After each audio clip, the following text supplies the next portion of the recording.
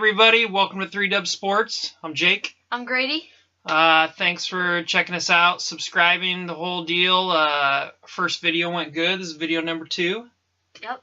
Pretty excited. We're going to talk a little football recap, maybe. Super Bowl recap. How do you think Super Bowl was? It's crazy. We had the second highest scoring game in the Super Bowl ever, 74 points.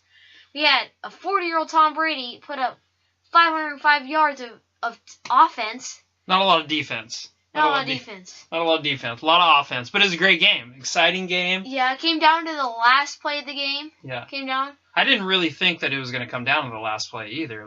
I really felt like the Eagles were kind of pulling away from it. And then, like we talked about a little bit, the Patriots are never out. They just kept coming back and coming back. And I thought they kind of sealed it until Ertz with that clutch touchdown, diving, which could have been, it was a pretty controversial touchdown. Those last two ones with Clement and Ertz. Yep. That was crazy. Super crazy. What was some of the takeaways that you got from the game? What did you think about it, overall? Well, I mean, besides offense. Besides there was no defense, I wonder if maybe the Lions should be scared of signing Matt Patricia.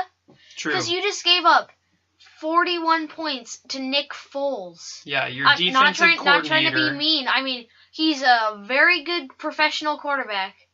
But, I mean, 41? Yeah, that's a ton of points. He had 4 touchdowns by himself. What do you think about Josh McDaniels? He signed with the Colts, or I don't know if he really signed, but the deal was in place. The deal was in place. They're talking about the Colts are going to look awesome. Colts are going to look awesome. They got the all-star staff. Yeah. And now they're like, we have all these assistant coaches, like the all-star assistant coach team, and no head coach. Yeah. No head coach. I really think. I mean, we listened to Mike and Mike, the ESPN thing, on the radio or on ESPN the other morning, and they were talking about, dude, he's staying because he's probably going to be Belichick's next guy, right? Yeah, he's going to be the successor. So I mean, I don't know. Belichick is an amazing coach, but how long does he really want to do this? I mean, and Josh McDaniels, he's coming into a team that has a pretty high ceiling. We got to figure out who's going to be Brady's successor. Of it, they have sort of young talent, and a great system. I mean, their motto is "Do your job." I mean, they don't need the biggest. Good motto. They don't need the biggest superstars to get it done. They made Super Bowl. Yep. They don't have the biggest signings in the offseason. They have probably the best system in the league. I think Brandon Cooks going down early was kind of a big deal for him too. I feel like he was getting open a lot. I feel like he was, a good little security blanket for Tom Brady. I know Gronk stepped up too. 2 touchdowns. Exactly. But, I feel like if they would have had maybe Cooks to spread it out a little bit, it might have helped them too. But I don't know. What about Gronk afterwards? Hogan did step up though. Hogan did step up. Yeah, right. he was making some plays. Next guy up. It's always that's a good motto, right? Yeah. So what about Gronk after the game, or maybe it wasn't after the game, but the next press conference, he was like, "What are you going to do next year?" And he's like, "I got to think about it." You think he's going to come back? Does Gronk even think ever? I don't know if he does, but he's thinking about something, and I don't know if it's football. What do you think? What do you think he should do? Well, right now he's in the position where he's probably on top. He's on the top of the world right now. I mean, there's only been 8. He lost the Super Bowls, not quite on top of the world. Well, for a tight end, he's the best. All right. He's probably most Scored dominant. 2 touchdowns. Yeah. Yeah. He's got 76 career touchdowns. He's in the position where he's probably gonna make the Hall of Fame. There's only been 8 Hall of Fame tight ends in the history. The newest one was Shannon Sharp. So you think that he's secured his legacy, and maybe it's time. Hey, I keep getting hurt every year. And, the game's hard, right? Football is a hard game. I get paid, and now I'm getting hurt every year. Maybe I got some money. Maybe I'm just going to step away. I don't know. Because he keeps coming back. I mean, even last year, they're like, are you done? Are you done this year? Yeah. Comes back, and he has a good year. Yeah. He makes the Pro Bowl. Yeah. Well, I mean, it's like any guy, right?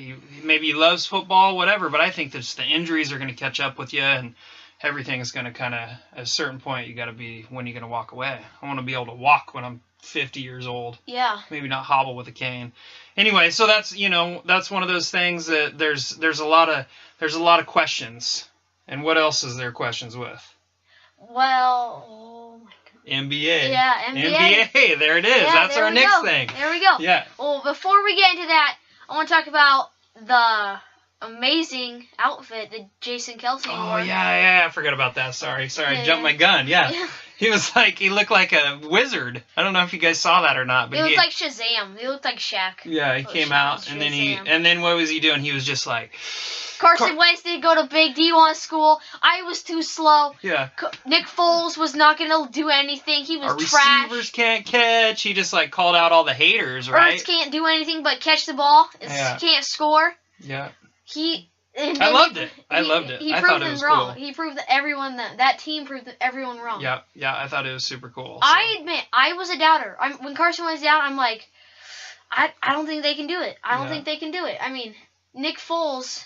He stepped up. He stepped up. Their defense, didn't really perform really well against the Patriots. Yeah. And they made the biggest play, really, though. They got that strip sack. Yeah. Oh, my gosh. Yeah. That was it. Yeah. I mean, they stepped up. Their offensive line, with Jason Kelsey, they were anchored. They gave Nick Foles time. And in our last video, we talked about they needed to give Foles time. That was the key to the success. Yeah, they did their job. They totally did their job. So. I mean, there was only one sack in the game, and that was that strip sack, which is crazy to think how good these offensive lines are. Yeah. 0 sacks until, 3 minutes left? Yeah, and that, the Eagles' defense was a pretty good defense. Patriots were just kind of They're both 4 and 5. Yeah. Top ranked defenses. 4 and 5. That's surprising. I didn't know the Patriots scoring, not scoring. overall. Yeah, because the Patriots kind of struggled early on, but Eagles defense, I was surprised that many points were scored in the Super Bowl, but it made for a fun, exciting game. Yeah. So the other thing that's fun and exciting going on that I'm super pumped about is the NBA trade deadline. Yeah. Did anyone hear about probably the craziest one of them of all time? I want to talk about the winners and losers. Okay. I think the Cavs came out as a winner just because they. What trade is that? The George Hill for Derrick Rose, Jay Crowder, Shumpert. Yeah. Who else they trade or get for? Crowder, Shumpert, Rose, Crowder. That's it. And then they also traded Wade. We'll talk about that and IT. But they cleared space for younger, better. They got the worst. They gave away the worst defensive rating point guard, which would be hard to defend guys who are 6-7 inches taller than you at the same position. Yeah. For George Hill, who's consistently ranked top 10 best defenders at the point guard position. So you think the Cavs got better with that trade for sure? Yeah, I mean, they're like the whole kind of big three. I mean, not really a big three because Dwayne Wade's slowing down. Yeah. 37, 36. But this big duo with them isn't working out. Let's just give LeBron the freedom to be the ball dominant guy he is. Yeah. And they just got better on defense, which is they've been struggling on defense. Yep. And anytime you get better defense, that's what opponents. If you get better defense, if they actually made it to the finals, the Warriors are they got a terrible defender in IT. Let's just go off with him. Yeah. But now they're starting to realize defense really does win championships. Totally, I absolutely agree. So let's talk the other couple real quick. Dwayne Wade.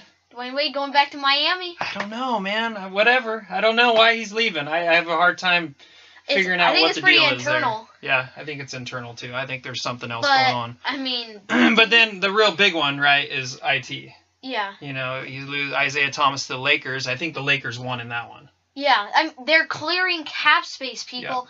Yeah. Even though the Lakers are. Yeah, the Lakers are. Yeah. They're clearing cap space, even though they lost Larry Nance and Jordan Clarkson, who are very young, very athletic, very good young people. A lot of upside on those kids. Young kids, right? Yeah, but they're clearing cap space. If they trade Randall and do a contract surgery, what I like to call, on Luol Deng this summer, they would have $70 million That's enough for 2 MAC contracts. So who are they going to get? Who they get? Dun dun dun. Who could it be? LeBron James and Paul George. They're going after. Could be. You think? The sweepstakes begin. I think LA. I think LA is that team. You know, it's LA. It's a big market. Everybody else is putting together these Paul super George teams. is from LA. I know, and people are putting together these super teams. Why doesn't the LA Lakers put together a super team? I really see them. They're one of the more rich teams in the NBA. Yeah, I see them doing it. And if they have $70 million, I feel like Paul George might want more money, and he might only stay with 1 year like the Oklahoma City Thunder. He probably won't buy in. I feel like he'll go like, okay, let's see what we can do before he is like, okay, let's go 4 years. See what. Yeah. Because he's young. He's got a lot of upside. Man, I'd love to have a guy like that on my team. Young. Top 10 defender, top 15 offensive guy. Yeah, LeBron, I think he brings that leadership and everything. If you get him in LA, I mean, it's LeBron. He's still father time. He's like Tom Brady. Like, he just keeps putting it together year after year, right? But I mean, he's gonna have that leadership, and I don't know, he wins championships. And the thing is, if they only get one of these guys, which they probably will, I don't think 2 small forwards are gonna want to play on the same team. They already have Brandon Ingram, Lonzo Ball, Kyle Kuzma. They got some good young dudes. If they get big free agents, more will want to come, and then it's like bang, bang, bang. We got one of the best-looking young teams. The Lakers are the youngest team in the NBA. Youngest. Their average player is 24, 25. It's crazy. That's how I understand that they're bad. Because they have the youngest kids in the NBA. They're learning. They'll figure it out, right? They're kids. They're playing against grown men who are like 10 years older than them. Yep, absolutely. I know. And Lonzo Ball has struggled, and Kyle Kuzma struggled last, but they have upside. Yep. And I think it's good. I think I'm excited about it. I can tell you're excited about the NBA trade deadline. I think there's a lot of fun stuff to come in the off season. And before we wrap it up, let's talk about the Motor City trade with Blake Griffin. That one, I think, even though Detroit got Blake, I think the Clips came out on top. They got 2018 surely late, top 4 projected 2018 first round pick. They get a top 4 college player. How many guys are so good in college right now? Trae Young, Bamba, Bahamba. Yeah, they got a bunch of young. Bagley. And I think Porter Jr., even though he's been hurt, those are 4 guys, and they could get any one of those guys. Yeah. And who else did they just get? They got who else did the Clippers just get with that trade? Who they get? They got, I can't remember what that guy's name was, but I don't know. I feel like Channing Frye. Yeah, they got Channing Frye, right? Yeah. So, anyway. Well, but they were building for the future. They won the future battle. No, Channing Frye went to LA. Never mind. We blew that one.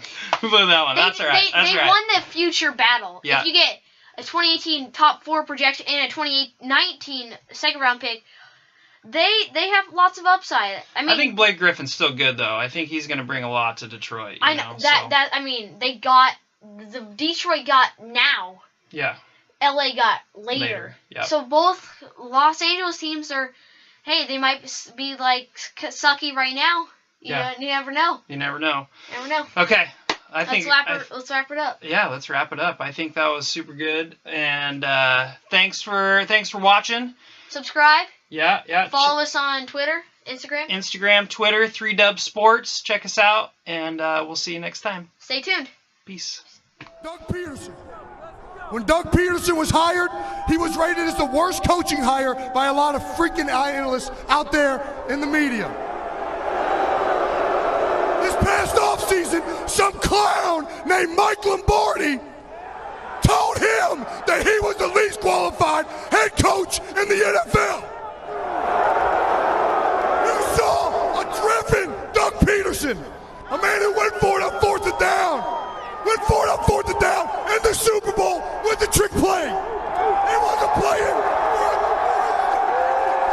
just to go mediocre. He's playing for a Super Bowl. And it don't stop with him. It does not stop with him. Jason Peters was told he was too old. Didn't have it anymore. Before he got hurt, he was the best freaking tackle in the NFL.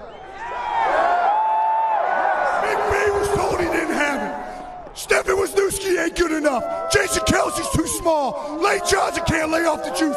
Brandon Brooks has anxiety. Carson Wentz didn't go to a Division I school.